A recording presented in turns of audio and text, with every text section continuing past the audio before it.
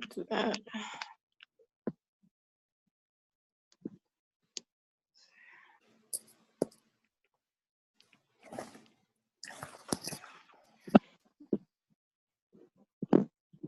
How you doing? Hello. I'm great. How are you? I'm good. Thank you for coming on the show. Absolutely. Thanks for having me. It's a great timing. So yeah. I'm super excited. So what I'll do is you're located where?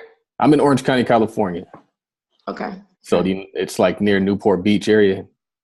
Okay. How's the real estate out there? Yeah, kind of near LA. The real estate is crazy expensive out here, like crazy expensive. Really? Yeah, Orange County. So what are y'all approaching on investing? We invest out of state. That's why I tell a lot of people, social media have just connected the world, and everyone that you do business with is not really in your backyard. And a lot of people, I tell people, I think California is too expensive. I think when you really run the numbers out there, I have one investor that do Airbnb, and he's making probably $70,000 a month off his Airbnb. But I think it's just strategies out there. And I tell people all the time you may want to just find another area where it makes a little bit more sense. Yeah, and it's funny because you listen to Bigger Pockets and you listen to all these different gurus out there, and people will say oh, you want to invest where you live. And I had a conversation with Aisha Selden, and she's super duper killing the game. She owns 25 properties in Philly, and she was like, if I lived in California, I wouldn't invest in California either. So yeah. Because it's a numbers game, and the numbers don't make sense. At all. Unless you're moving millions. Especially holding. Maybe flipping do. Yeah. It's still expensive. Exactly. That's really where you can see a lot of, you can make your money flipping, but the crazy part about it is you're still looking at a $2 million property. So you buy it for $2 million, you flip it for whatever you flip it for, but you still got to get that $2 million. You're right. You got to get that $2 million. See, it's just, yeah, I can see it. So eventually we'll get there. I can see that. We'll be able to do wherever we want to do it. But in the meantime, we're building out of state. Right. Smart. Absolutely. So I'm going to kick off the intro right now. This is the Todd Capital Millionaire Podcast. This is episode number 47. My name is Charles Oglesby. I'm the founder and the director of the Todd Capital Investment Club. We have over 200 members nationwide. Also the founder of Todd Acquisitions, which is our crowd-funded real estate venture firm. Crowdfunded real estate firm, basically. So we just funded, cash flowed our first property. We're looking at property number 2. The goal is 25 properties in the year 2018. I know that we're going to be able to get that goal just because of the knowledge, the connections, and the resources we're coming in contact with just in that short span of time we've been doing this. So thank you all for tuning in. You know that the purpose of this show is to share the stories of successful African-American investors and business owners so people can see examples of success and learn that business and investing are the keys to financial success and generational wealth. With us, we have a special guest. It's somebody I've been following on Instagram for a while. Her name is Reunekiea Willaims. She is a real estate investor in Atlanta. I will let her give herself a better introduction, but from what I've seen over the past month or so, she's been killing the game, doing some huge wholesale deals, making a ton of money. So I wanted her to get on the show and kind of talk about the great things she's doing, the great things she's seeing in Atlanta, and also just her goals for the future. So welcome to the show. Thank you so much, Todd, for having me. I guess we've been kind of following each other, and it's it's kind of like social media make you feel like you know people. It does. But I've been following you as well, and I'm definitely a fan of your movement. I think I like a lot of your posts when I see it scroll down my screen because we talk the same language. Mm-hmm. And I'm just happy to be a part of this show, to be able to share my story and the things that I was taught over the 10, 15 years I've been doing this business. So one of the ways I started this business when I was 17 years old. I decided, it's one of those things where you have something inside of you and you really don't know where it comes from because there is no blueprint around you who could show you or who could give you some type of blueprint to look up to. So here I am, 17 years old, and I decided to go to school for real estate when there was no one in my family, no one that I knew in my life at the time that was in real estate. So I remember having this conversation with my mom, and I told her, I said, I want to go to school for real estate. And I always been good with numbers. My mom been a tax accountant for years. And she immediately shut it down. And I never forget that conversation. And she immediately told me that no, she don't think it's a great idea. It's commission-based. You need to go to school to get you a secure job. And it's commission-based. You can't make any money with it. My 17-year-old mind at the time was like, impossible. How can you not make money with something that everyone needs? You know, and that was my thought process. So just in case she was right, is one of the reasons why I coupled my real estate degree with my accounting and finance degree. So, you know, mom may be right. You never know. At 17 years old, you don't know who right. You don't know. Yeah. And I was always good with numbers. So when I coupled that, I think it wasn't for my mom to shut me down. It was for her to expand my understanding of what it is that I need to be doing. It was more than real estate. It was about finance. It was about money. Yeah. And a lot of people don't realize that accounting and finance and real estate are very closely related. There's a lot of accounting and finance. There's a lot of finance in real estate. And so I think it's super cool. I had this conversation with the young man, and he told me, like, he was like, and my parents are telling me to do this, but I want to do this. The first thing I told him was double major. And he was like, I don't want to double major. But I was like, that's how you hedge your bets. It's like you have your security. You also have the upside potential. Right. And so, where did you go from there after you finished college? What is your first? I finished college. I bought my first house. I mean, I was super excited. I was 20 years old, and I think my mindset about money just opened up, and I began to question why. Why are people working all their lives? Why are people taking this route and it's not adding up? Why are people working 40, 50 years to live off half of their income? And why 90% of people is living off half of their income? And why would I think that I won't be a part of that 90% if I take the same route, do the same thing, and think I'm gonna get different results? So, and that's just the, I guess the numbers in me, and started to think about it from a numerical standpoint of that everyone that's taking this route is just not adding up for them. So at age 21, I began to go out there. I was hungry. I bought my first house. And I'm going to tell you, it probably was the most disastrous deal I ever did a day in my life. I lost $50,000 plus at 21 years old. Bought a property that a person didn't own. A person wholesaled it to me for way more than what it was worth, but I was too naive to check the comps. I went by whatever they said it was. That I overpaid for it. I used this same strategy that I implement in today's world. I bought my first house at 21 off credit cards. And I tell people I have this program now called gap funding, where people can leverage their credit and get enough money to go out there and buy real estate. And I tell people all the time that I bought my first property at 21 like this, but I didn't know what I was doing at the time. Someone held my hand and took me around to these different banks, but I was so young that I didn't even think about it. Oh, you want $40,000 for that house? I got $60,000 in these cards. I began to get these cash advance, and I gave them the money and I bought it. But what I didn't realize that it was like 2009, and it was the middle of the crash. Mm-hmm. And I ended up selling it for $8,000, so I lost a lot of money. But it just taught me a lot. So I began to make a lot of mistakes. Let's put it like that. That's what happened next. Is I was super excited, and I began to make a lot of mistakes in real estate.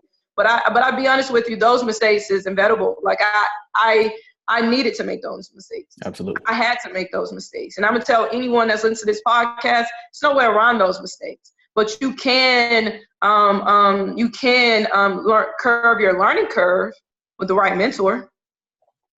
The right mentor, you can curve your learning curve. So after I began to implement and do all that, I went back to school at 26 and I got my master's in finance. Because I just felt that I wanted to learn this finance on a mastery level. It's deep. Money is deep. Money makes the world go round. But most importantly, I realized that it was so deep that the average mind would never understand it. So now I want to use what I would learn, simplify it, so everyone would be able to understand how to get their money right and build wealth. Very cool. And so, I mean, obviously you're successful now and you bounced back from that loss. Can you talk to us a little bit about how you bounced back from that loss? I bounced back because I knew it was for me. Yeah. A lot of times when you have failure and if you chasing money and you have those failures, when you fail, you'll think your whole world is done and you'll give up. But when it's bigger than money, when you feel that in your heart, you know it's for you. It's just that essence of that spirit inside of you that tell you that this is for you, weather the storm. But at the end of the day, is that a lot of people get lost in that storm because they really chasing the wrong. You fail, you give up. So I just encourage people, if you know something for you, continue to go through it, dance in the rain. because that rain and the bad times will always be directly correlated to you becoming victory over whatever situation you have. But if you don't believe during that time of failure, there's a possibility that you will give up. Yeah. You gotta believe in you. When you fail, and what I mean by that is failure is nowhere around failure. I don't care what it is that you do. There's no success story without failure. So understand that failure is part of the process. And if you feel this for you, continue to weather the storm. Yeah. And that's what I did. Awesome. And I never gave up. So I was listening to this podcast a while back, and he was asking people like a bunch of negative questions. And I think there's always, like we've been talking about in this podcast, is there's positive in your negatives. And so I kind of want to talk about some of the mistakes that you made, but the lessons that you learned from those mistakes. Okay. One of my biggest mistakes I made with my first deal was I didn't use an attorney. The guy who sold me the property, he wholesaled it to me. I really think the property was worth about $5,000. I ended up paying, I want to say $45,000 for it. But when I did that, I'm gonna say it was around the time. See, here in Atlanta, there was a lot of crooks around this time where people was, just doing the most out here in real estate. And one of the things that a man called me, I think we had it under contract for like 50. And he called me, he said, hey, if you pay me off right now, I'll let it go for 35. So that's what I did. I went to the bank, I got the money, and I pulled up on him in the parking lot. Here I am, 19 years old. He told me to meet him in this parking lot, and I gave him the check. He gave me the key. I thought I owned the house. Until I realized that he didn't own it. And it was just a messy deal. And so I encourage people, don't ever buy a piece of property without using an attorney. I don't care if someone's telling you, oh, we can just deed it over. Okay, well, deed it over through my attorney. Yeah. Because there's always something that you can't see if you're not doing your due diligence. And it's an attorney's job to do your due diligence with the title, with everything. Always use an attorney. I think that's huge. The reason why I think that's important is because a lot of people are hearing like real estate this, real estate that. And so they could hop in and they could be eager to do a deal, eager to make the money, and they could skip some steps. Right. Skip those steps, it'll come back to bite you. Absolutely. Every time. What's something else that you learned in those beginning stages? In those beginning stages, I learned the couple things. I had book knowledge. I was going to school for real estate and ended up getting a bachelor's in real estate here in Georgia State, coupled with the finance bachelor, and as well. And I realized that once I got in the real world, it was a little bit different from those simulations in the book. Mm-hmm. So all the individuals that's going to all these gurus that come into their city, and they're charging them $30,000, $10,000, $15,000, $30,000 worth of book information. I just want to encourage you that that's half of it. The other half is the experience of doing. The experience of doing, and a lot of times if you get with a mentor, they'll hold your hand through those experiences until you begin to understand how to do it yourself. So you're either going to make a lot of mistakes and cost yourself a lot of money, or you're going to pay somebody or connect with a mentor that's going to help you not make those same mistakes they made.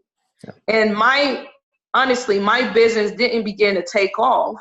I was just hungry. I was eager, and I was learning just a whole bunch of stuff. But my business didn't begin to take off until I met one of my mentors about 6 years ago. When I met my mentor, he had no book knowledge, but he had 20 plus years of just hands-on experience. And when I coupled that book knowledge with that hands-on experience, it became lethal. Because that hands-on experience is kind of like the book versus street. you got street sense or you got book sense. But when you have book and street sense, in the essence, it can be powerful. Yeah. And so one of the things I learned is how powerful and how important a mentor is. And this is just not real estate. Whatever you're trying to accomplish in life, whatever business that you want to implement, connect with someone that's already moving and shaking. Yeah. Connect with someone that already made a lot of mistakes. Ask them if they can mentor you. Don't be afraid to pay a couple $100 or $1,000 or $2 for that mentor's time. Because I promise you, you don't want to be the one that loses $50, $60, $100,000 on top of the tuition I had to pay back as well. You know, that mistakes can be truly costly. And we think we can YouTube our way to something great. And YouTube and Google is all good. But having someone you can call up when you need them in the midst of a situation is priceless. Yeah. And those are very important pieces. So I think we are pretty familiar with who your mentor is. And I went to a few of his corner classes. I think it's awesome. I want to talk to you about like how no, he's not my mentor. Oh, that's not my mentor. Okay. Absolutely not. We probably mentored each other. Really? On some things, but no, he's not my mentor. I have one of my great mentors, a guy named Don Jacobs. Mm-hmm. He's a powerhouse in Atlanta. He owns an organization called House Jerk, or co-owns. House what again? It is House Jerk, and in this organization, we pretty much teach people how to buy and sell real estate with absolutely no money down. And I can honestly say, when I met him, he began to teach me what he knew, and that was over 20, probably more like 25, 26 years right now of experience. And you can never put a price tag on an individual that had that much experience and what it is that you're trying to do. So what did you do? I just want to correct that. I love who you were speaking of, but no, he wasn't my mentor. I think we probably mentor each other more than. Yeah, that's cool. I want to talk to you about how your deals transformed. Like, can you give me an example of a deal that you did after you got the mentor and how that was performing better? To be honest with you, before I got my mentor, I was pretty much corporate real estate. You know, I became once I lost so much money with my first 2 deals. I didn't tell you about the second deal, but I lost a lot of money with my first 2 deals. It pushed me to go get my real estate license. I was like, you know what, I'm just gonna get my real estate license. So I began to learn it that way. Before I met my mentor, I didn't know anything about wholesaling. To be honest with you, I have over 4 years of experience in real estate, and what they taught me at Georgia State was income producing properties, but it was more commercial. It was more about shopping centers, apartment complexes. It wasn't about residential at all. Mm-hmm. So everything I learned in residential, I just thought if I knew commercial, I definitely can just jump out there and jump into residential. But I didn't know anything about wholesaling. I didn't learn wholesaling until I met my mentor about 6 years ago. When I was his realtor and he was wholesaling about, I don't know, we probably did over 100 deals in a year. And I'm sitting here watching him make so much money. And now here I am making this 3%. And he's making 15, 20, 30, 40,000 off these deals. I'm like, what it is that you're doing? And I began to just follow him. And he began to teach me. And with that being said, it just opened my realm of understanding real estate. And it really gave me the overall, every aspect of real estate when I incorporated that street knowledge of wholesaling.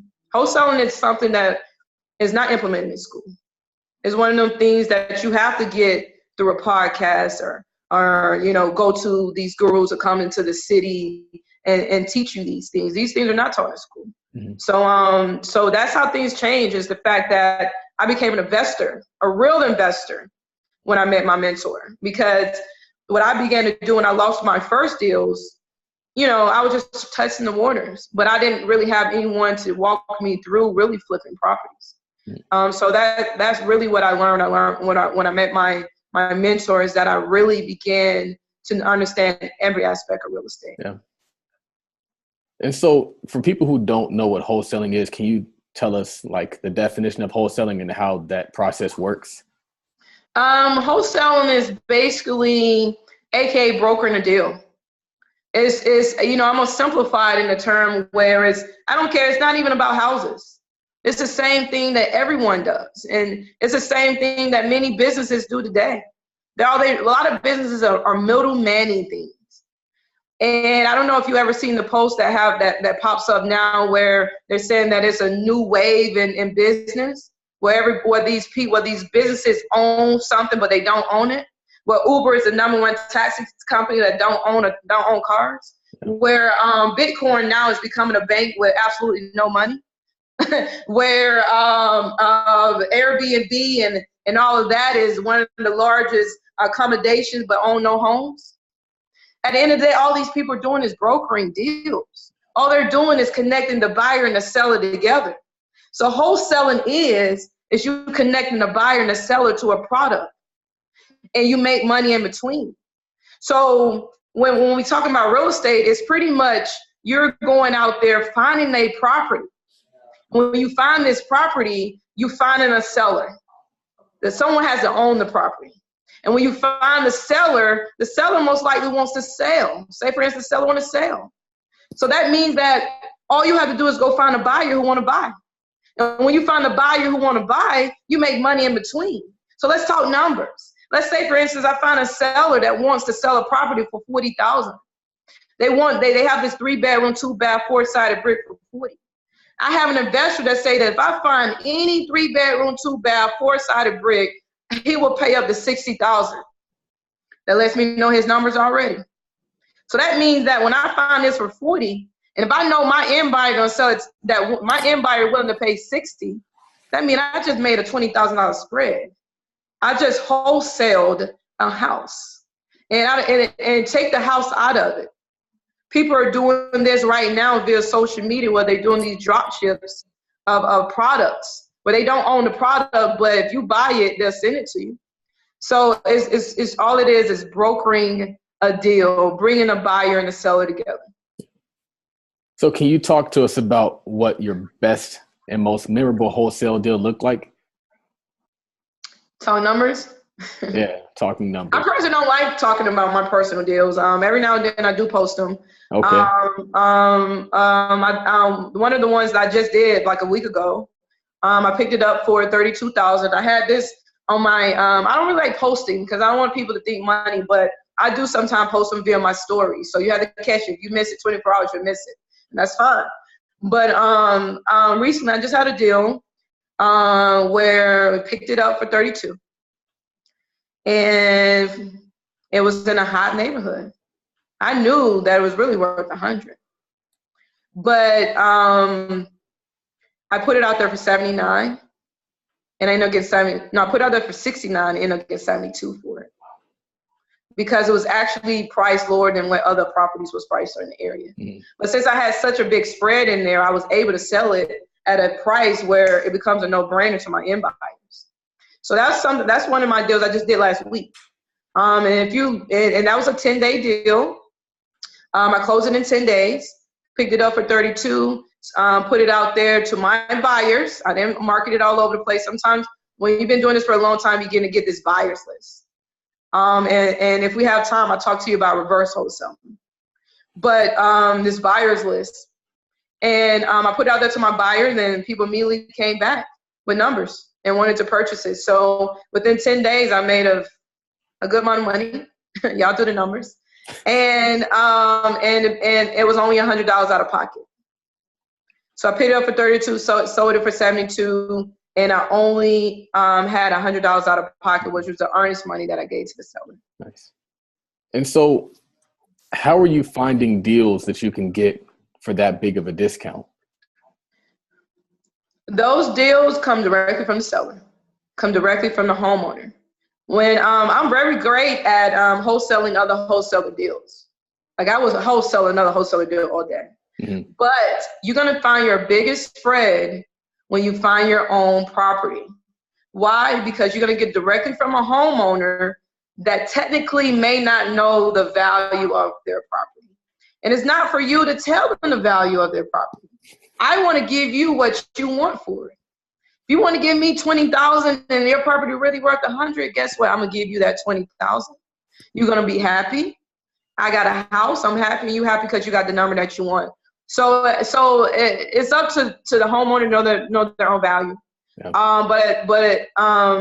So you will find your biggest and largest spreads when you begin to market directly to the homeowner and getting it directly from the homeowner, and not a wholesaler and not a bank, because banks know the value of these properties now. I don't know what people say. Everybody want a foreclosure. I'm like, these foreclosures are market value. These not, so foreclosure are great, but at the same time, if it's market value, you just got a market value deal. Yeah. You want a deal. Only a deal is a deal. Only a deal is a deal. Yeah. So when you start talking to an owner, do you ask them how much they want for the property? Yeah. The person who's speaking numbers first, when the ones I'll always lose. I would never tell you. I would never offer you money. I would never offer you a price first. Yeah. Yeah. Because the person that speaks money first will always lose. If you're thinking 50 and they thinking 25, you just lost. You just lost. So you want them to tell you first, so you know what they're working with. And if they're around 25, you're gonna, and you was really thinking 50 and they're around 25, you're gonna make them feel like 25 is a little high, but you know what? I think I can do it. But it's real though. It's real. But yeah, never speak numbers first. Never speak numbers first. So how are you finding the leads to even approach about buying their property? It's knowing your pockets. It's marketing in those areas. It's having a field team. I have a field team. If I understand the pockets, and I have a team of young men that like to go out in the field and make money, and I pretty much intern and teach them what I know and help them to be able to implement it on their own. So to be honest with you, it's no one-man army. I could never go out and do all the business myself. So I have to build a team. So my field team is very, very important. This is a team that we meet weekly. And I tell them, hey, this is the pocket that we're focusing on this week, this month, whatever. Every weekend, we have so many letters that need to go out. We have so many flyers and bandit signs that need to go in those areas. And then also just networking with other wholesalers, networking with everybody, letting people know what you do. I connect with a lot of wholesalers. And I'm at a point now that I'm connected so deep with wholesalers that and other field people that I wake up every week, I'm getting 20, 30 deals that's not even from my team, from other wholesalers. So the more that you connect with other people who's doing this too, you will begin to get deal flow. The more that you go out there and implement your field team, you could be your field team. You can start off at your field team. I started off at my field team. But eventually you're going to realize that there's people that want to learn this business too. And if we all come together and we all form a team, we can all make some money together. So the most important is the team. Marketing is a lifeline of this business. You got to market. You have to market. Nice. And so what does marketing look like to you? Marketing is life. Is lifeline. Yeah. Marketing is the lifeline. So how many phone calls, how many letters, how many door knocks? On a monthly basis, you want to do no less than 1,000 letters. No less than 1,000 letters in areas that we want to implement. I'm beginning to build a strategy now where, since I am going into Black neighborhoods, I'm putting my face on my postcards to let them know that, hey, I'm just another young woman that's looking to go out here and invest in your neighborhoods. I'm not this guru and this expert and these people that's coming in trying to take advantage of us. I'm on your side. So use what you got. Absolutely. Put those postcards out there. Do 500 to 1,000 postcards a month. Break it down by week. If I want to do 1,000 a month, I mean, that's 250 a week. I want to implement 100 vending signs a week. That's 400 a month minimally. If you do that for 6 months to a year straight, you will take over whatever area that you're investing in, that you're focusing on. Yeah. It's that strategy, it's that marketing. Mm-hmm. And you begin and building relationships with people in the area. Believe it or not, that property I just talked to you about was a relationship that I built from some people that have been living in these areas for years.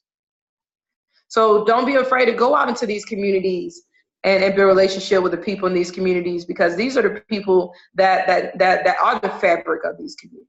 These are the people know when so-and-so dies on the block and the house is ready to go. These are the people that know, these are the people that know their community. So get to know people in the community, because when a house is being ready to be sold, you're gonna be the first one they call. Absolutely. Man, so in the beginning of this conversation, we talked earlier today, and you really wanted to share with people the fact that they can start with what they have. So can we kind of talk about that, and how somebody who has little to no savings, little to no net worth, not necessarily the best credit score, how can they get started and how can they become successful? Absolutely. I'm glad we're going to touch on this. Most importantly, everyone must understand that you have everything you need within you to get started. You have everything you need within you to get started. But if you never get started, people cannot come into your life to help you on your journey.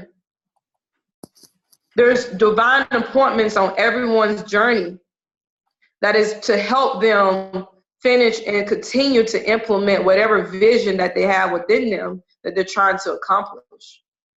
So we must know that we don't have it all, but we have everything we need. Mm. And when it comes to real estate, one of the ways that you start with nothing is understanding the power of your credit. Your true financial power is your credit, not the cash in your pocket. It's your credit.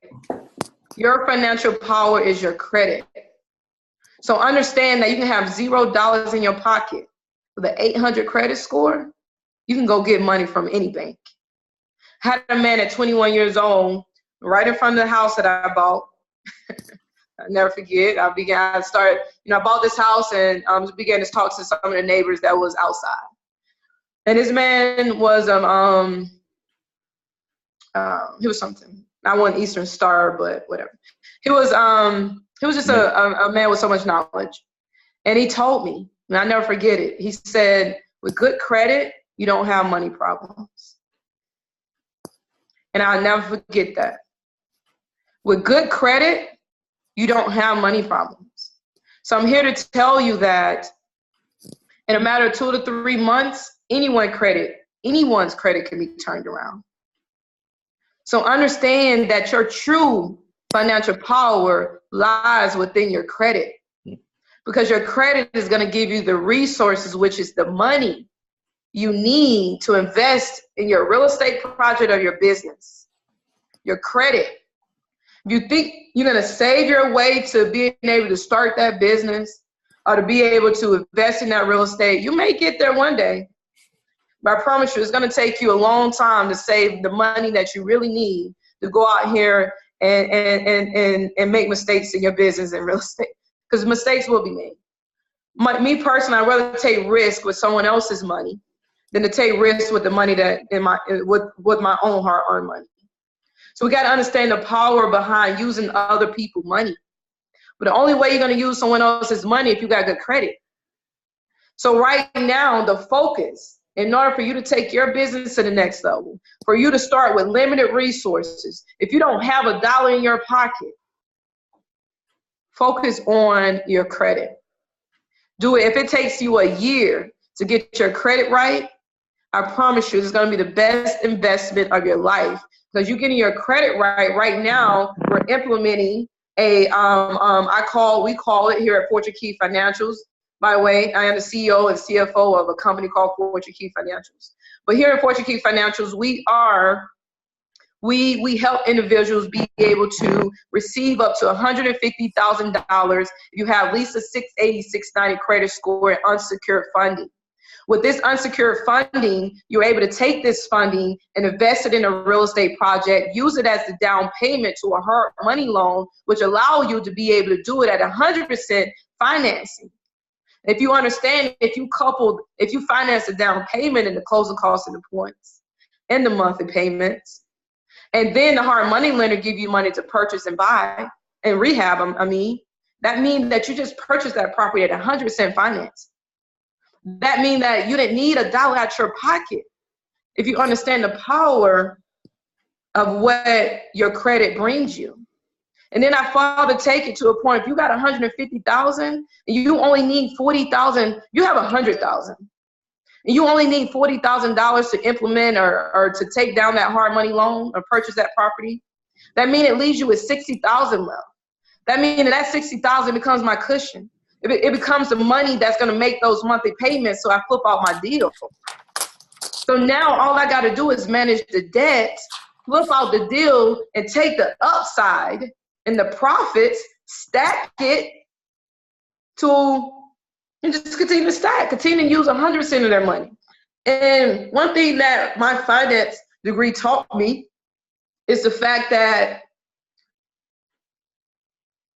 the acquisition price is not directly correlated to the profits or the return. See, a lot of times people think that I need to spend a lot of money to get a higher return. I can spend $20,000 and get a 20% return, and you can spend $500,000 and get a 20% return. See, I'd rather spend 20. I'd rather have as less money out of my pocket to get the same return than to put more money out of my pocket and get the same return. So understand leveraging your liquid cash. See, and just think about it as numbers.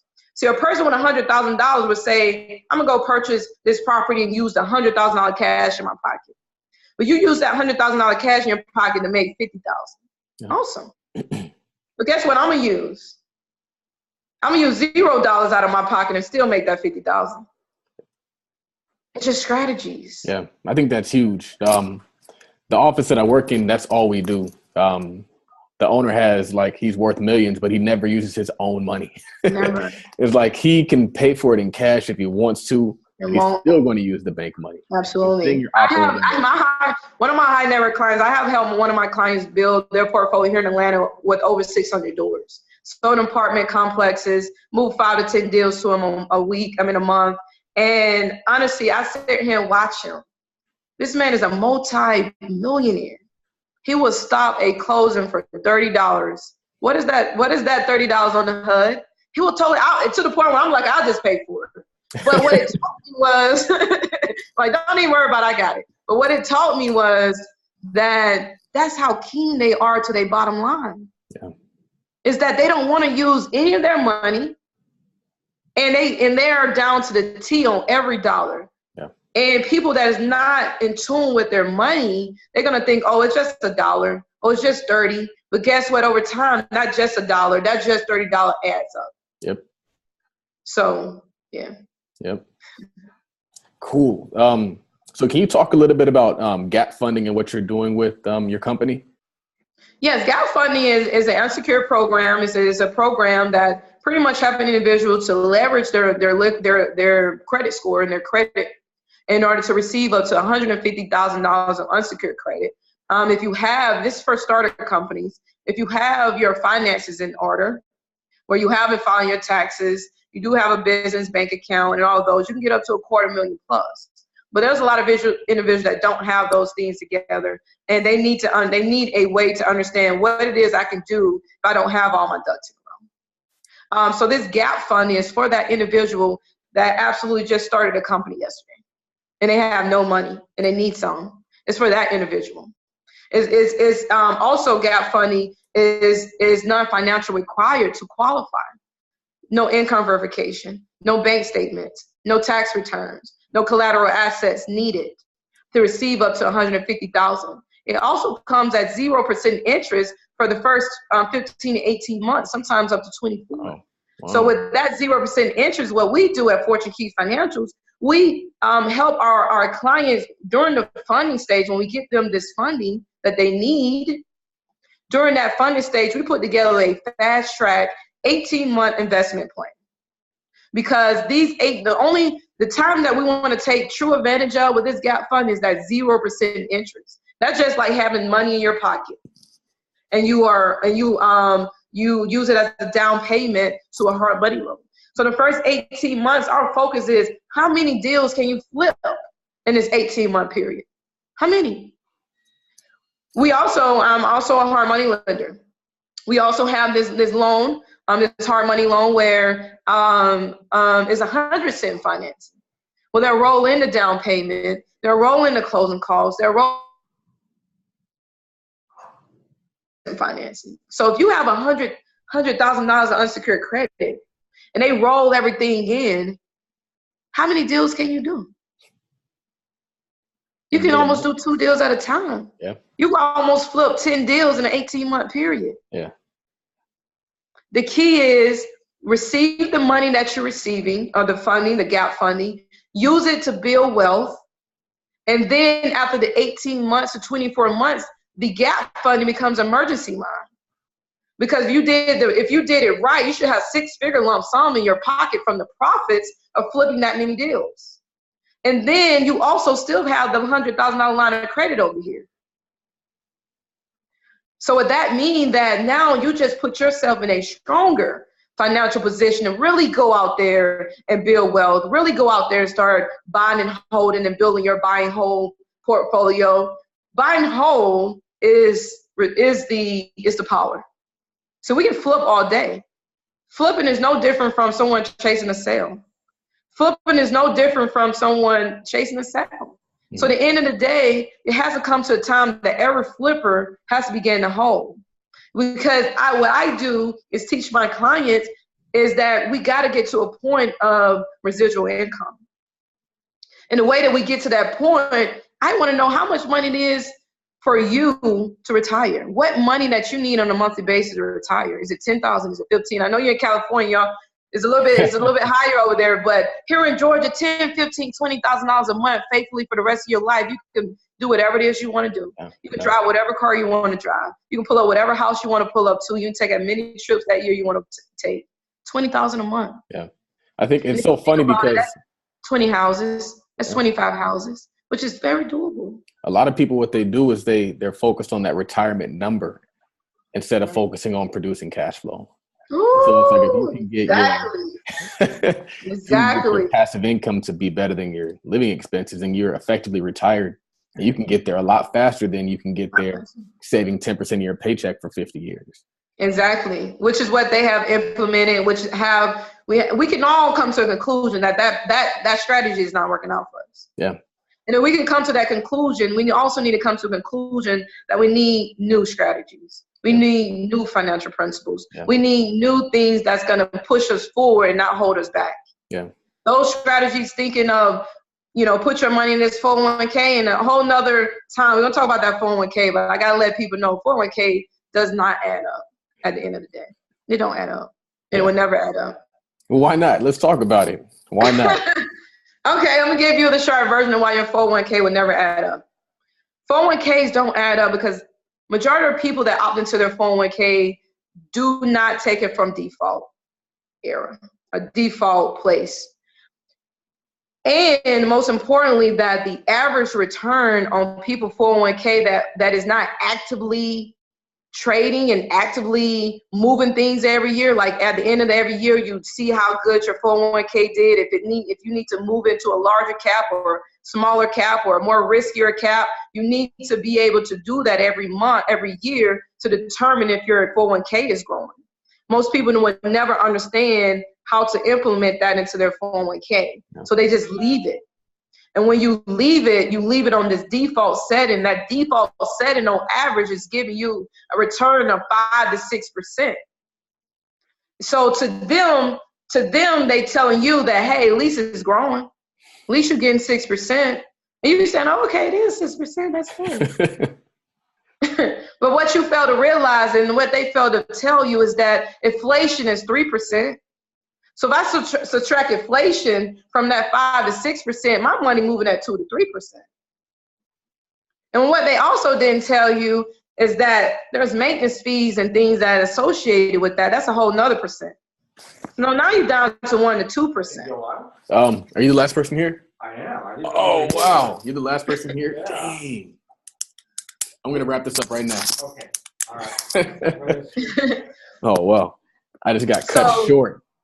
No problem. So let me just finish this statement. So after inflation of 3%, when your money is only moving at 5 to 6%, now your money is moving at a 2 to 3%. Mm-hmm. Now, if you subtract maintenance and fees that associate with your 401k, that means that you're really at 1 to 2%. We haven't even subtract taxes because we all know taxes is deferred, right? So you pay your taxes on the back end. So once you do pay your taxes, you almost at a 0% interest. Yeah.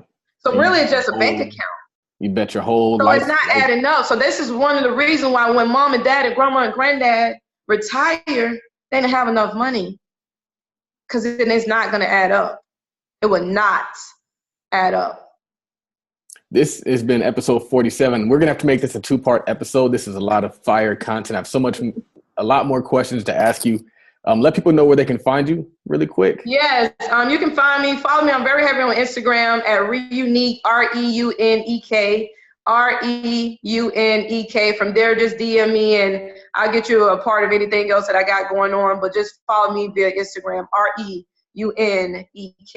Very cool. Thank you. If you guys have any questions. Todd. This has been awesome. Yeah, this has been awesome. And I hope that the message was received. I appreciate it. This is Charles Oglesby, also known as Todd Millionaire, signing off.